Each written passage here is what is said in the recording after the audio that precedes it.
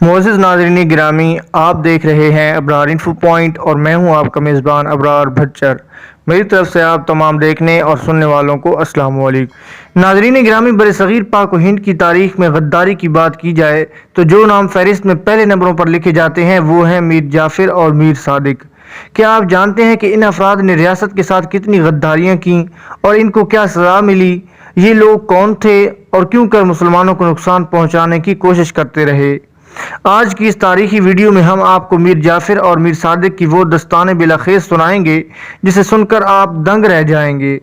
लिहाजा इस कीमती वीडियो को आखिर तक ज़रूर देखिएगा और अगर आपको वीडियो अच्छी लगे तो इसे लाइक करके हमारी हौसला अफजाई ज़रूर कीजिएगा। तो आइए चलकर मौजू का बाकायदा आगाज़ करते हैं। नाज़रीन गिरामी, यूँ तो हिंदुस्तान में मुसलमानों के बहुत सारे तारीखी वाक़यात मिलते हैं जिसमें मीर जाफ़र और मीर सादिक का वाक़या भी दर्ज है।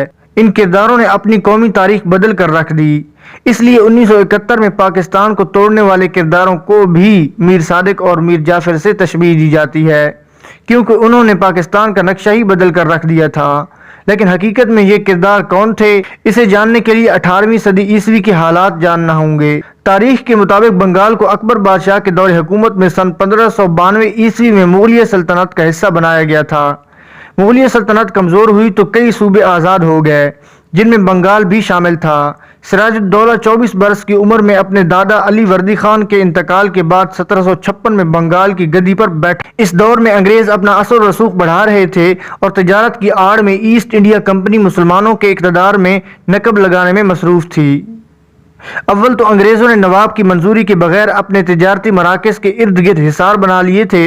दोम, वो सिराजुद्दौला के मुखालफों की हिमायत कर रहे थे और सोम, उन्होंने तिजारती मराआत से नाजायज़ फ़ायदे उठाना शुरू कर दिए थे जिनके सबब से नवाब ने हमला करके कलकत्ता पर कब्जा कर लिया। क्लाइव ने हमला करके कलकत्ता तो वापस ले लिया और नवाब सिराजुद्दौला से मुआहिदा भी कर लिया, लेकिन उसके साथ अंग्रेज़ों ने सिराजुद्दौला से निजात हासिल करने का फैसला भी किया। इस किस्म के फैसलों को अमली जामा पहनाने के लिए अंग्रेज़ हमेशा साजिश का सहारा लेते थे और दुश्मन के अहम कारिंदों को रिश्वत या इक़्तिदार का लालच देकर खरीद लेते थे। नवाब सिराजुद्दौला का सबसे बड़ा काबिल एतमाद शख्स मीर जाफ़र था जो उसकी फौज का कमांडर इन चीफ भी था। अंग्रेज़ों ने इससे साजबाज करके साजिश का जाल फैला दिया और उसे बंगाल की हुक्मरानी देने का वादा करके खुफिया मुआहिदा कर लिया। दोस्तों, तयशुदा हिकमत अमली के तहत जंग प्लासी सन 1757 में हुई। अंग्रेज़ों की फौज 3000 पर मुश्तमिल थी जबकि सिराजुद्दौला के पास 50,000 की फौज थी। 23 जून 1757 को प्लासी की इस जंग के दौरान मीर जाफ़र ने सिराजुद्दौला को दगा दिया और फौज लेकर नवाब से अलहदा हो गया। नतीजे के तौर पर नवाब सिराजुद्दौला को शिकस्त हुई और वो जान बचाकर भाग निकला। मीर जाफ़र के बेटे मीरा ने ताक़ुब करके सिराजुद्दौला को कत्ल कर दिया। सिराजुद्दौला की जगह मीर जाफ़र बंगाल का हाकिम बन गया, लेकिन अमली तौर पर उसे ईस्ट इंडिया कंपनी के साथ मुआहिदे में पूरी तरह जकड़ दिया गया। यूं अंग्रेज गालिब आ चुके थे, उसके साथ बंगाल के इलाके में मुसलमानों के उरूज व इक़्तिदार का सूरज भी गुरूब हो चुका था। अब मीर सादिक का तारीखी किरदार यह है कि मीर सादिक टीपू सुल्तान, जो कि मुसलमानों के बहादुर बादशाह के नाम से जाने जाते हैं, उनकी मजलिस का सदर आलम था। टीपू सुल्तान ना ही सिर्फ बहादुर, इबादत गुजार और आला दर्जे का मुंतजिम था बल्कि हिंदुस्तान में मुसलमानों के इक़्तिदार की आखिरी निशानी और रोशन चराग समझा जाता था, क्योंकि मुगल हुक्मरान जंग बलकसर में शिकस्त के बाद अंग्रेजों के हाथों महज कठपुतली बन चुके थे। टीपू को फ्रांसीसियों की हिमायत हासिल थी और वो अंग्रेजों के तौसीब पसंदाना अज़ाइम के रास्ते में सबसे बड़ी रुकावट था। मुकम्मल जंगी तैयारियों और जाल फैलाने के बाद अंग्रेजों ने जनरल हैरिस की सरबराही में मैसूर पर हमला कर दिया। जनरल हैरिस ने मार्च 1799 में मैसूर और फिर बेंगलोर पर कब्जा कर लिया। अप्रैल के अवाखिर में सरिंगापटन के किले के बाहर अंग्रेजों ने तोपें नस्ब कर दी और गोलाबारी शुरू कर दी। ये सिलसिला तकरीबन 3 माह तक जारी रहा। आखिरकार किला की फजील में एक शगाफ पड़ गया। नाज़रीन गिरामी, मीर सादिक, जो कि पहले से अंग्रेज़ों को आमादा कर चुका था, उसके कहने पर 4 मई को अंग्रेज़ों ने हमला कर दिया और टीपू सुल्तान के किले को घेरे में लेने लगे। मगर जिस जगह गोलाबारी से शगाफ हुआ था वहाँ बड़ी तादाद में टीपू सुल्तान की फौज मौजूद थी, मगर मीर सादिक ने उनको लालच दी और तनख्वाहें देने के बहाने उन सिपाहियों को भी बुला लिया।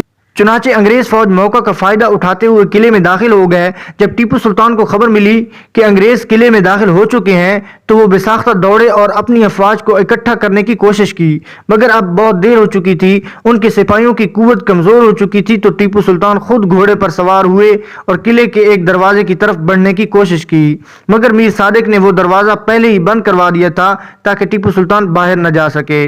मगर टीपू सुल्तान के कुछ सिपाही जो उनसे वफादारी करते थे ये मामला जान गए। मीर सादिक को गद्दार करार देते हुए उसे वहीं पर कत्ल कर दिया और टीपू सुल्तान अंग्रेजों के खिलाफ लड़ते लड़ते शहीद हो गए। इस पूरी गद्दारी में मीर सादिक के साथ मीर गुलाम अली, मीर कमरुद्दीन, मीर कासिम अली और एक हिंदू पोर्निया भी शामिल था। शहादत के वक्त टीपू सुल्तान ने एक तारीखी जुमला कहा कि शेर की एक दिन की जिंदगी गीदड़ की 1000 साल जिंदगी से बेहतर है, और वो शहीद हो गए। यूं मीर जाफर और मीर सादिक इबरत की अलामत बनकर तारीख में हमेशा के लिए महफूज हो गए। याद रहे कि वो शख्स जो कौमी मफाद को रौंद डालता है, कौमी इदारों को साकिन करता है, कौमी इदारों को मजबूर करता है, कौमी खजाने को नुकसान पहुंचाता है और मुल्क को कौम से बेवफाई करता है, वो मीर जाफर और मीर सादिक की तरह निशान इबरत बन जाता है। नाजरीन गिरामी, आपको ये भी बताते चलें कि दुनिया का सबसे बड़ा गद्दार आंद्रे विलासोव को माना जाता है। आंद्रे विलासोव ने अपनी तमाम जिंदगी सुर्ख फौज में गुजारी और वो कई यूनिटों का सरबराह भी बना, बल्कि जंगजू फौज का हिस्सा भी था। वो बिलशिफ इनकलाब की जंग में बड़ी जवामर्दी से लड़ा। दूसरी जंग अजीम में वो घेरे में आ गया था। जब नाजी फौज ने साबिक सोवियत पर कब्जा किया तो आंद्रे ही नाजियों की मुखालफत में जवामर्दी से लड़ रहा था। ये वाहिद फौजी था जो अपने खित्ते में कामयाबी हासिल करता रहा और वो हर कीमत पर मॉस्को को हिटलर के कब्जे से बचाना चाहता था। लेकिन लेनिन मार्ट को हिटलर से बचाने में आंद्रे जर्मन फौज की हत्थे चढ़ गया। तब उसे पता चला कि बिलफाशिज्म दरअसल रूसी अवाम के मफाद में नहीं है, उसकी तो रूसी अवाम को सिरे से कोई जरूरत ही नहीं है। गिरफ्तारी के बाद वो जर्मन फौजियों को रूसी फौज पर काबू पाने के लिए गुर बताता रहा। चूंकि ये अंदर का आदमी था, एक एक चप्पे से वाकिफ था। उसने कम्युनिस्ट रूस के अंदर ही कम्युनिस्ट मुखालिफ शहरी तलाश किए और उन पर रशियन मूवमेंट की बुनियाद रखी, और यही मूवमेंट बाद में रशियन लिबरेशन आर्मी कहलाई। इसकी फौज ईस्टर्न फ्रंट की फौज थी जिसने कम्युनिस्ट रूसी फौजों के मुकाबले में कुछ कामयाबियां हासिल की। अगर नाजी फौज इसके साथ धोखा न करती, धोखेबाज को धोखे न मिलते, तो ये शख्स सुर्ख फौज को पीछे धकेल देता और दुनिया आज कम्युनिज्म से पाक होती। जंग खत्म होने के बाद ये अमेरिकी फौज के हत्थे चढ़ गया जिसने उसे रूसियों के हवाले कर दिया। जी तो दोस्तों, ये थी हमारी आज की वीडियो कैसी लगी कमेंट करके हमारे साथ शेयर जरूर कीजिएगा। इंशाल्लाह आपसे मुलाकात होती है अगली वीडियो में। तब तक अपना और अपने प्यारों का ढेर सारा ख्याल रखिएगा। अल्लाह निगहबान।